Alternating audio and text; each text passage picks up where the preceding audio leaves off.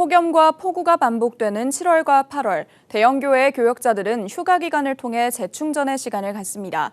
하지만 작은 교회들의 상황은 다른데요. 목회자가 한 명인 교회라면 휴가 시 목회 공백에 대안이 없어 어려움이 있기 때문입니다.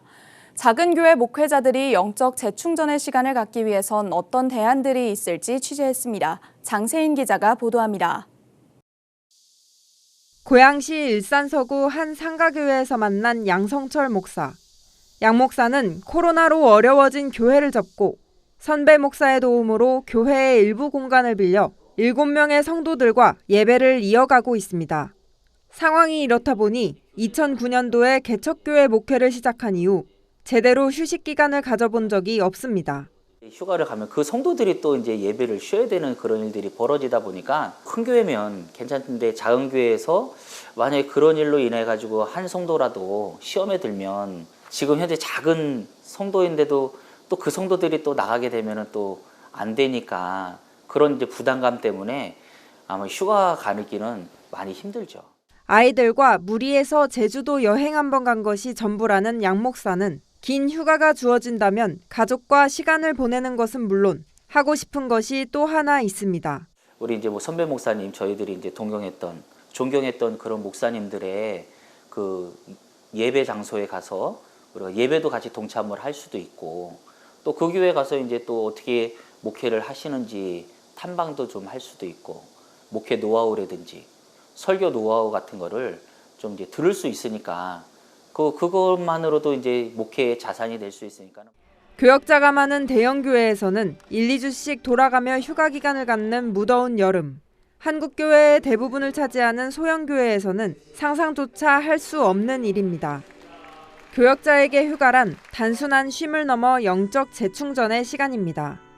각자의 첫 번째 사역지인 가정을 돌보고 다른 교회 주일 예배에 참석해 목회 사례를 공부할 수 있습니다. 평신도 중심의 교회를 추구하는 건강한 작은 교회 연합은 담임 목회자에 대한 의존도가 높은 작은 교회가 평신도의 영적 자립성을 키워 담임 목회자의 리더십을 공유해야 한다고 조언했습니다. 목회자에 대한 과도한 의존을 탈피해야 돼요. 특히나 영적인 부분에서도 이제 예를 들면 목회자 의존성이 너무 큰 것 같아요. 그렇기 때문에 목회자 한 분이 자리를 비우면 문제가 되는 건데 평신도들이 1년에 한 6, 7번 정도 보통 하는데 평신도들이 목회에도 일부 참여해서 보완적인 한 달은 휴가고 한 달은 안식월이에요. 전혀 문제가 없어요. 작은 교회들을 돕고 있는 작은 교회 살리기 연합은 큰 교회가 주변 작은 교회에 부교역자를 파견하거나 작은 교회 전교인을 초청해 설교를 맡기는 등 교류의 기회를 제공해야 한다고 강조했습니다. 큰 교회는 결속력이 있고 시스템에 의해서 움직여지는 끈끈한 것도 있어요. 어려운 사람, 초신자들 전도해서 약한 사람들이 모여있는 곳이에요. 작은 교회 목사님들한테 설교의 기회를 좀 큰 교회들이 드려라. 다시 더 준비를 좀 다시 할 수 있게 돼요. 본인이 좀 살아난다 그럴까요?